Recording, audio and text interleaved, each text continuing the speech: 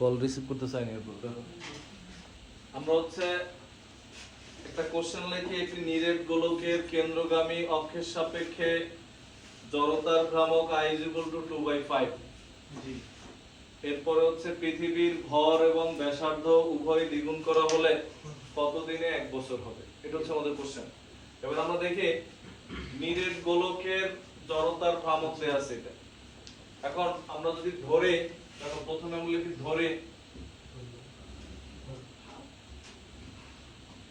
হচ্ছে পৃথিবীর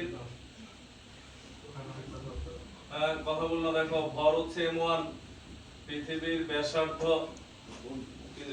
r1 প্রথম ক্ষেত্রে এটা ছিল এরপর কি করছো সব তুমি দ্বিগুণ করছো না তো সব যদি আমরা দ্বিগুণ করি দেখো পরিবর্তিত অবস্থায় তখন হচ্ছে পৃথিবীর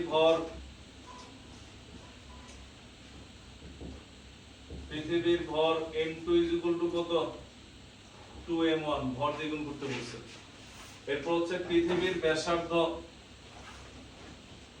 r2 = কত 2r1 পরিবর্তিত অবস্থায় তো তখন আমরা সূত্র লিখি আগে দেখো তো এই অবস্থায় যেটা পর্যায়কাল এটা কি t2 আর এই অবস্থায় পর্যায়কাল কত t1 তো এখন আমরা লিখি আমরা জানি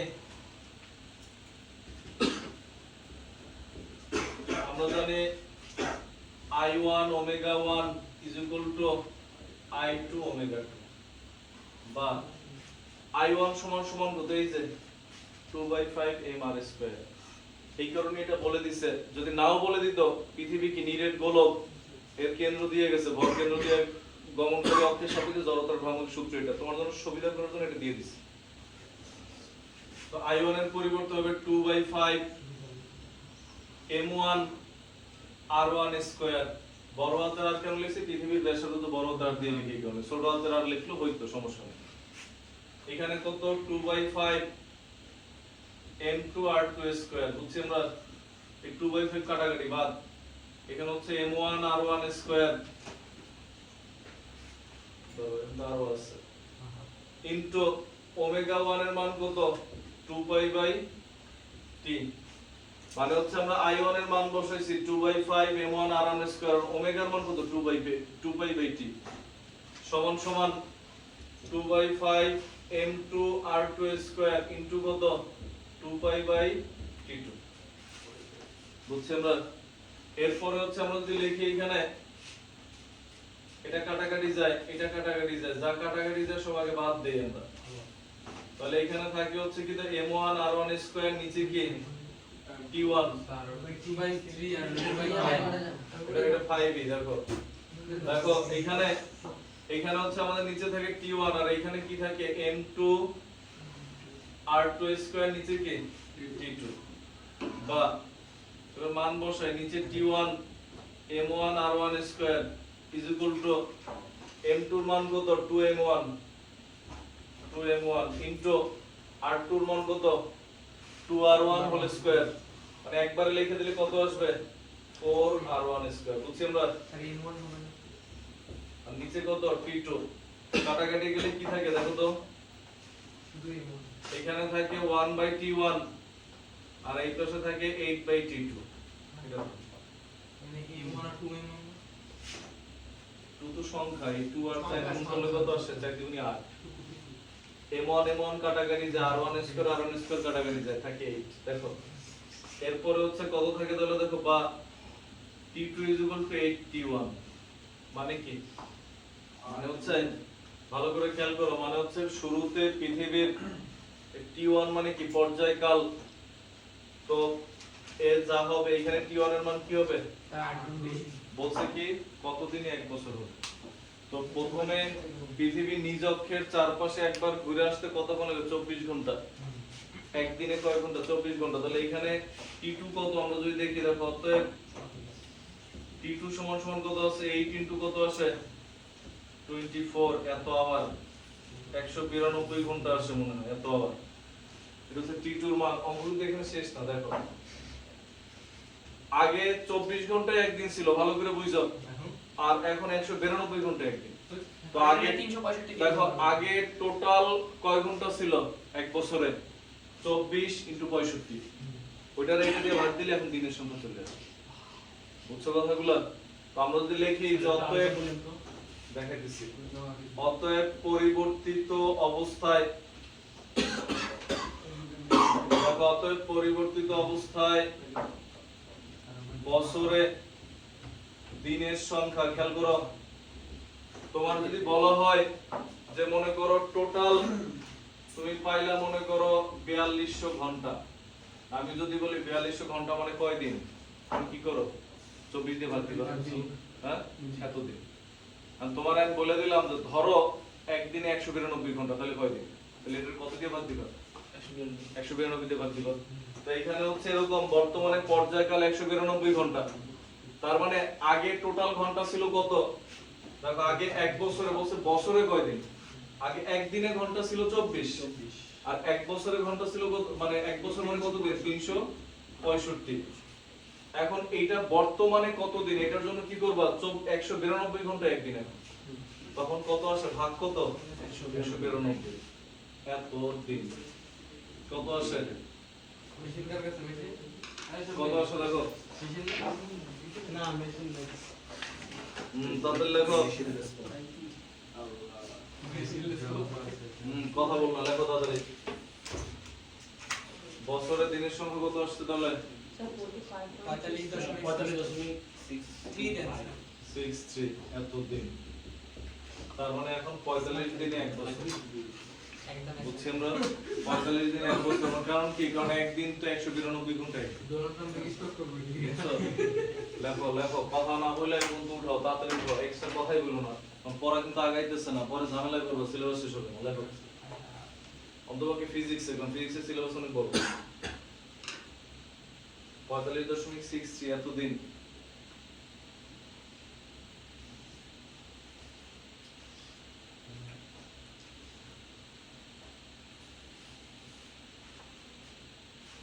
আরেকটা অঙ্ক লেখো। ও ভাই ক্লিয়ার নেই তাড়াতাড়ি তুলো, তারা না দিলে তো আবার আস্তে তুলবা। কি রে ভাই বন্ধ আরে সুইচটা জোরে চাপ দে আপনি সেভ করে দিন একটা জোরে দে। রুদ্ধতাপীয় প্রক্রিয়া, আরে অফ করে জোরে চাপ দে। রুদ্ধতাপীয় হঠাৎ করে শব্দ ফেলিও।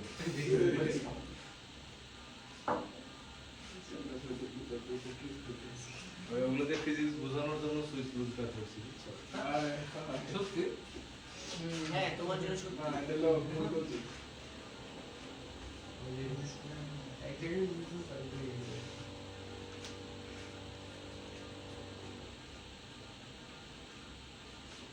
অনেক সময় তোমার এখানে এরকম বলবে, আমি পড়াইতেছি না, সেগুলোর সাথে বলতেছি, তুমি লেখো আর শোনো। অনেক সময় তোমার এরকম বলবে যে হচ্ছে ঘূর্ণন প্রবণতা কোন ক্ষেত্রে বেশি হবে, এটা বস্তু দিয়ে, যার ক্ষেত্রে তুমি টর্কের মান বেশি পাবা তার ঘূর্ণন প্রবণতা কি হবে? বেশি হবে। কেন জানি কারণ বল বেশি পাইতেছো, বল বেশি পেলে তার ঘোরার সম্ভাবনাও কি হবে? বেশি হবে।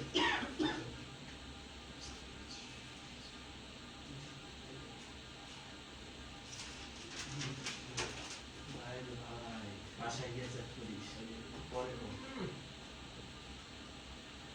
লেখো লেখো, তাড়াতাড়ি লেখো।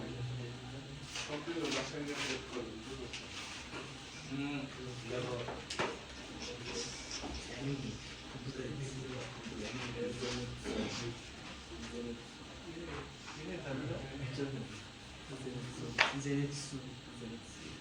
নেক্সট, এবার হইছে না? জি স্যার জি বুঝলাম না ও আপডেট করছি কথা না বলে আমার কথা আছে, তোমার কথা নিয়ে বেশি শোনাবে। যে ক্লাস করবে কি তোমার এডি করবে? স্যার আন্টিকে বলে ক্লাসটা দেখতে হ্যাঁ তাহলে দেখো, এটা লেখার পর এটার নিচে আমরা লিখে পরের অঙ্ক লেখা হচ্ছে পৃথিবীর ভর, জায়গা নাই মানে আর অঙ্ক লিখবো, খাতায় জায়গা নাই, তুমি ওতে বের হয়ে যাও, এখান তো লেখা লাগবে না, তুমি বাইরে এসে লেখো।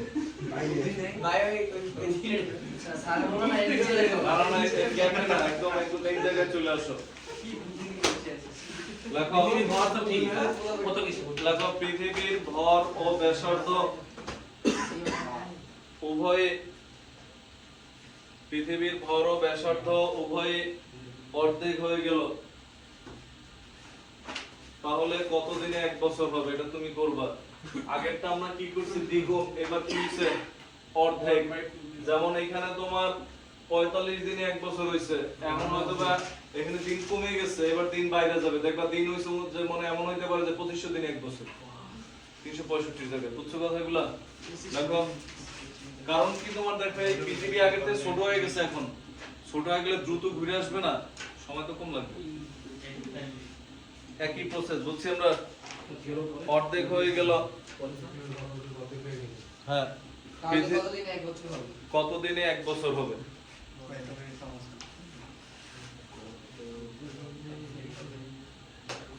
এরপর লেখো নেক্সট। ভাষায় করব এটা তো হ্যাঁ এবার একটা অঙ্ক লেখো। তার এক পিস ফারাক হবে না লেখো একজন নৃত্যশিল্পী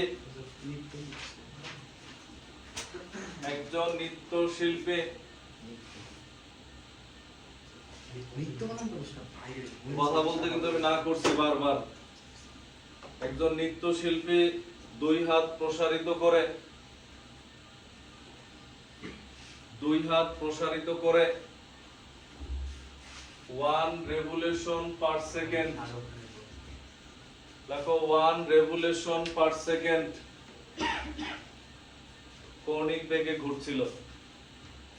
1 revolution per second কৌণিক বেগে ঘুরছিল।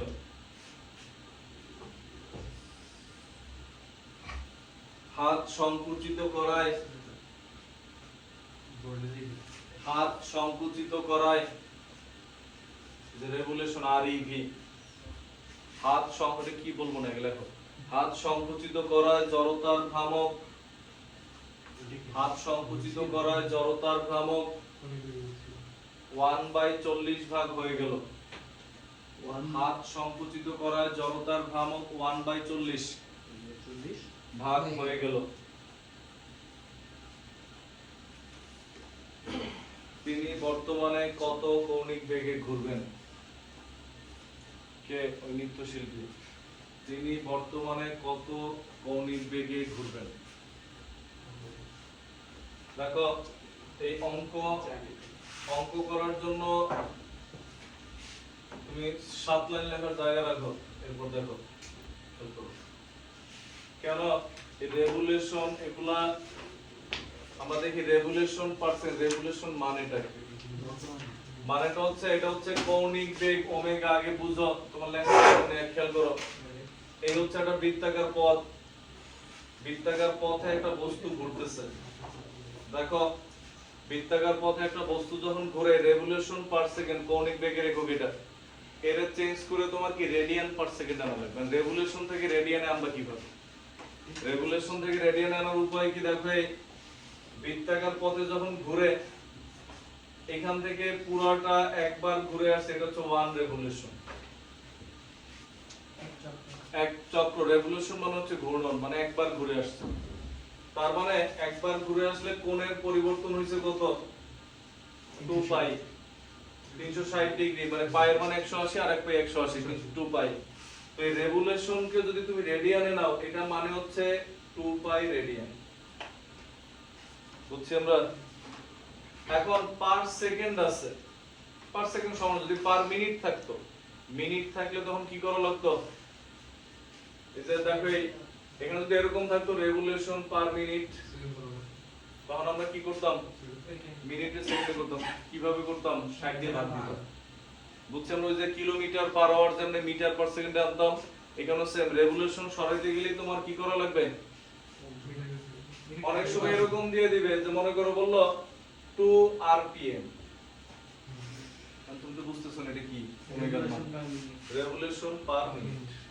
বা এরকম বলতে পারে rps, রেভলিউশন পার সেকেন্ড, বা rps, revolution per hour. Clear? তো এখন এখানে আমাদের কত বলছিল? 1 না, সমান সমান 2 পাই রেডিয়ান পার সেকেন্ড। আর তুমি যদি বলো যে স্যার আমি পায়ের মান বসাইতে চাই, পায়ের মান কত বসাবা 3.1416 আর তুই বলতো কেন স্যার একটু আগে না হিসাব দেখাইলেন 180 হিসাব দেখাইলে কি হবে যদি সাইন কজ যদি না থাকে যদি কখনো এরকম থাকে যে কজের পর কোন হিসাবে পাইতেই আছে তখন 180 কজের আগেও যদি পাই থাকে এর মান 3.1416 মানে ত্রিকোণমিতিক সাইন কস টেন এদের যদি কোন হিসাবে পাইটা থাকে তখন 180 হবে আর কোন ছাড়া যে কোনো কারণে পাই থাকুক এটার মান কত হবে 3.1416 এটা হচ্ছে ওমেগা 1 এই টাইমে জড়তার ভ্রামক দেখো এই টাইমে জড়তার ভ্রামক ছিল আমরা ধরে নেই I1 এটা প্রথম ক্ষেত্রে দ্বিতীয় ক্ষেত্রে কি বলছে দেখো তো বলছে জড়তার ভ্রামক কি হয়ে গেছে 40 ভাগের 1 ভাগ হয়ে গেছে এটা বলছে না জড়তার ভ্রামক 40 ভাগের 1 ভাগ হয়ে গেছে তার মানে কি I1 এর 40 বুঝছেন না মানে I1 * 1/40 মানে কি I1/40 ওমেগা 2 বের করতে বলছে পারা যাবে আমরা জানি I1 ওমেগা 1 = I2 ওমেগা 2 বা ওমেগা 2 ওমেগা 2 কি আছে I1 ওমেগা 1 নিচে কত I2 সমান সমান ওমেগা 1 এর মান কত 2 পাই I1 এর মান তো I1 আর এইটা I2 এর মান কত I2 এর মান হচ্ছে I1/40 উল্টাই দিলে কাটাকাটি যায় থাকে কত I1 এর কাটাকাটি যদি উপরে চলে যায় 80 পাই এবার পাই এর মান বসাই দাও চাইলে আগে বসাইতে পারতা 3.14 বসাইতে পারো 16 সহ বসাইতে পারো এত একক কি হবে রেডিয়ান পার সেকেন্ড আর যদি মনে হয় না স্যার রেডিয়ান পার সেকেন্ড লাগবে না আমি রেভলিউশনে রাখি তাহলে 2 দিয়ে গুণ করে ওইটা 40 রেভলিউশন পার সেকেন্ড বাট তোমার এটা না এইখানে না হয় তুমি রেভলিউশন রাখলা বাট অন্য সময় রেভলিউশন দেয়া থাকলে অবশ্যই কিসে আনা লাগবে রেডিয়ানে আনা লাগবে হ্যাঁ কত আসছে 251.33 এত রেডিয়ান পার সেকেন্ড পুরো দাদাই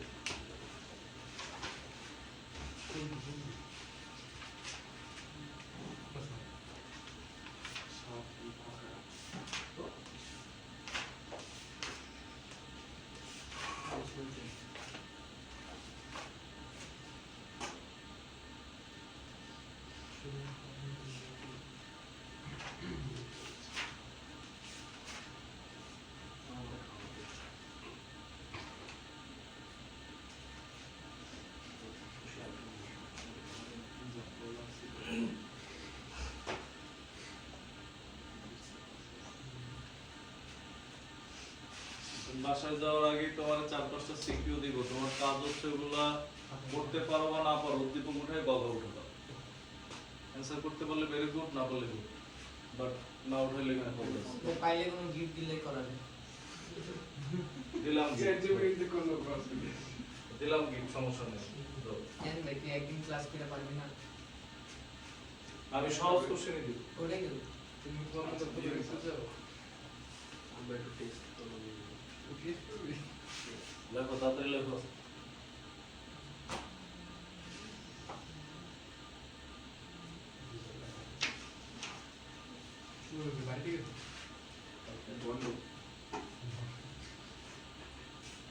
এরপর হচ্ছে আমরা লিখে দেখো একটি বস্তুর ক্ষেত্রে L = t² - 36t ম্যাথ একটি বস্তুর ক্ষেত্রে L = t² - 36t দেখো হচ্ছে নিচে রোমান 1 দিয়ে লেখো লেখার পর নিচে রোমান 1 দিয়ে লেখো বস্তুটি কত সময় পর সমকৌণিক বেগে ঘুরবে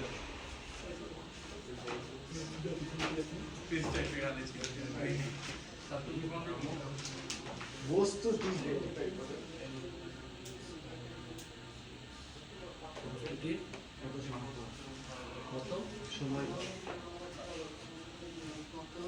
তুই আমি যদি থেকে লিখছিস তখন কি লিখছিস বস্তু থেকে বস্তু থেকে একটি বস্তু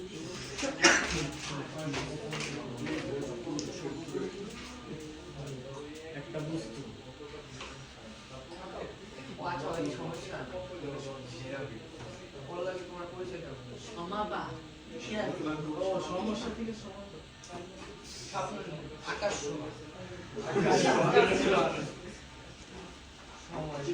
সময় মামা হাতে একটা ভালো সময় বল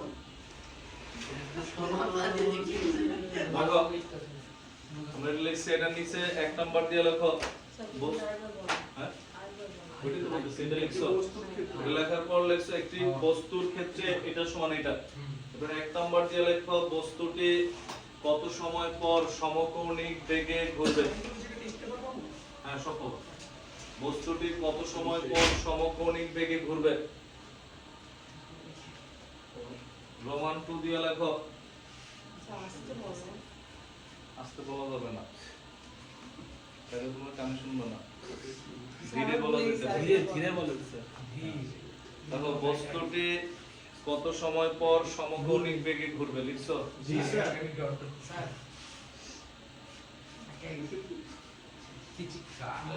লো ব্যাটারি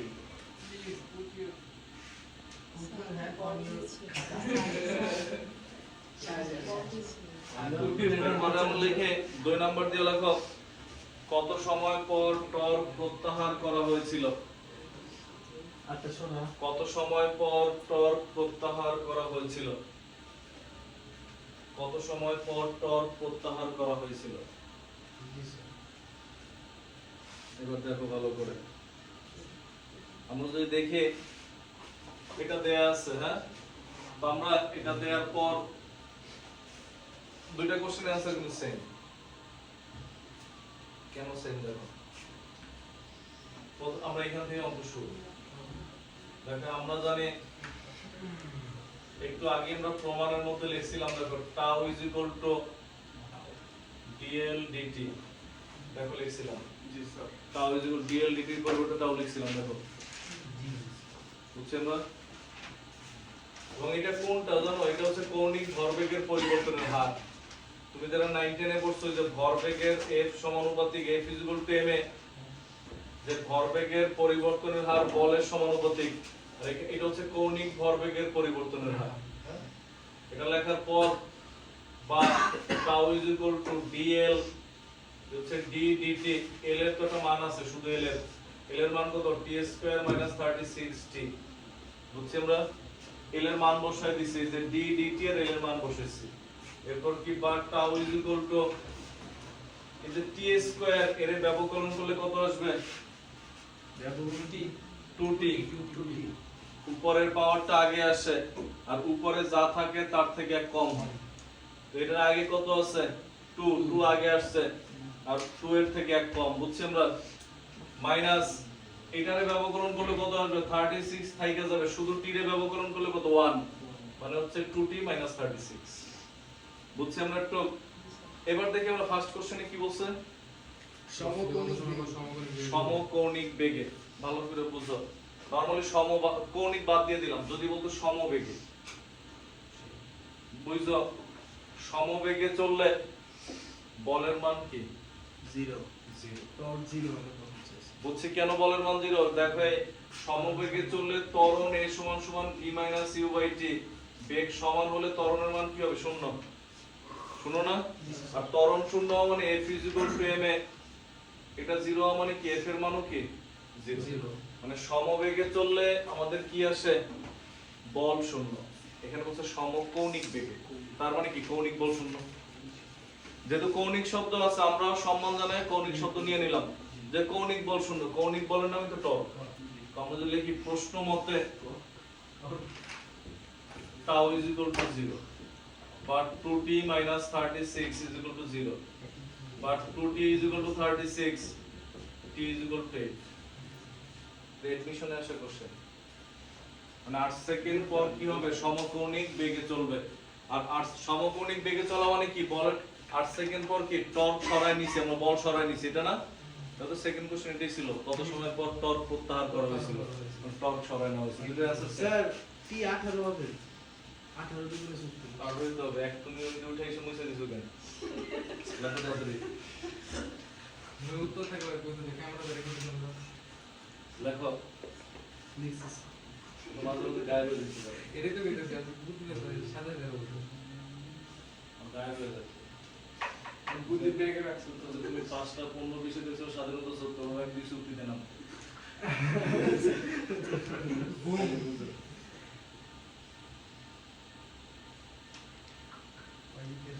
এই তো শব্দ বন্ধ করো। কোনটা এই দেখছি 300 যা হইছে লেখো হইছে জি স্যার আমি বললাম জিনিসটা আমি জানি না। এরপর লেখো হেডলাইন দাও ঘূর্ণন গতির ক্ষেত্রে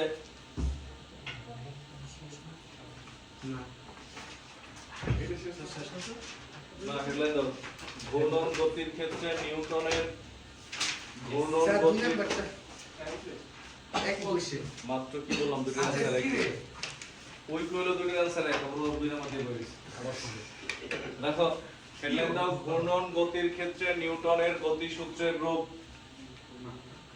ঘূর্ণন গতির ক্ষেত্রে এগুলো কিন্তু সিকিউ আছে সিকিউ আমরা আসতেছি একবার ঘূর্ণন গতির ক্ষেত্রে নিউটনের গতিসূত্রের রূপ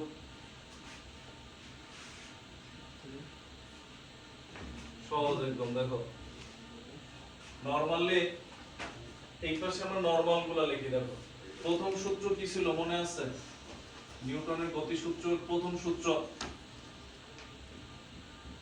সূত্র ছিল যে বাহ্যিক দেখো তুমি বাংলা যখন লিখবে একই বাহ্যিক বল প্রয়োগ না করলে স্থির বস্তু চিরকাল স্থির থাকবে এবং গতিশীল বস্তু সুষম দ্রুতিতে চলতে থাকবে এরকম পড়ছিল না এখানে সেম শুধু আমরা এবার স্লো মোশনে যাই বাহ্যিক বল প্রয়োগ না করলে এখানে হবে বাহ্যিক টর্ক প্রয়োগ না করলে বলের ঘূর্ণন সোজা পথে বল বৃত্তাকার পথে হইলে ওই বলের ইয়ার সমর্থক রাশিটা কি টর্ক বাহ্যিক টর্ক প্রয়োগ না করলে স্থির বস্তু স্থির থাকবে আর গতিশীল বস্তু সুষম কৌণিক বেগে ওটা ছিল কি সুষম বেগ আর এটা কি বেগ কৌণিক বেগ বৃত্তাকার পথে ঘুরতেই থাকবে বুঝছি আমরা একই সূত্র তার মানে কি দাঁড়াইছে এখানে এখানে হচ্ছে প্রথম সূত্রের গাণিতিক রূপ তো হচ্ছে এই টাউ ইজ ইকুয়াল টু যদি 0 হয় omega is equal two omega not যেটা আগে এটার চেহারা ছিল এরকম f ইজ ইকুয়াল টু 0 হলে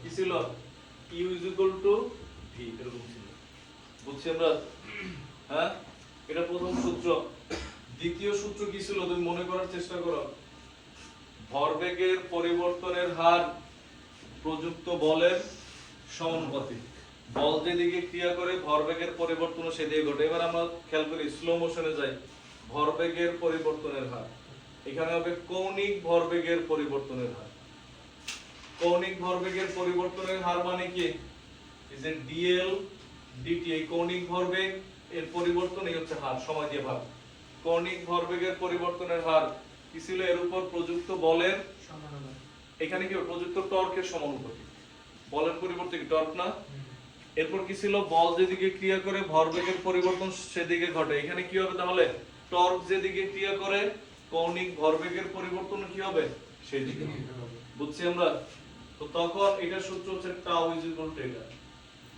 একটু আগে যেটা আমরা লিখছি এটা দ্বিতীয় সূত্র আর তৃতীয় সূত্র কি ছিল যে প্রত্যেক ক্রিয়ারই কি আছে একটি সমান ও বিপরীত প্রতিক্রিয়া আছে এরকম ছিল না এখানেও সেম প্রত্যেক টর্কেরই একটি সমান ও বিপরীতমুখী কি বিদ্যমান টর্ক বিদ্যমান বুঝছি আমরা মানে এখানে হচ্ছে এই tau 1 is equal two tau এই হচ্ছে তৃতীয় সূত্র আগেরটা ছিল রৈখিক পথে এটা হচ্ছে কি ঘূর্ণনশীল পথে বৃত্তাকার পথে ঘূর্ণনশীল অবস্থায় দেখো তাদের লোক